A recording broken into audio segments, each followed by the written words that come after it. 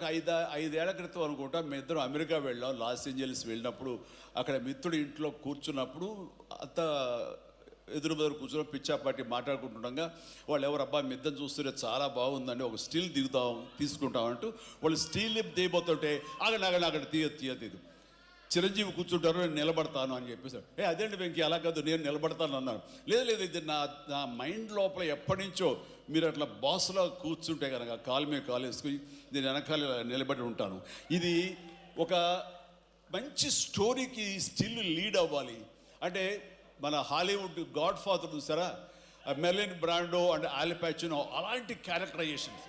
వెంకీ నువ్వు వెళ్ళి వాడు నరుకురా అంటే నువ్వు వెళ్ళి మ్యాసకర్ నరికి వచ్చేస్తారు అంటే తనకి ఎప్పటి నుంచి ఉందో అలాంటి జోనర్ సినిమా చేయాలి, మా ఇద్దరు కాంబినేషన్లో చేయాలన్న కోరిక ఉందో ఆయన వ్యక్తపరిచేసరికి నేను చాలా ముచ్చట పడిపోయాను.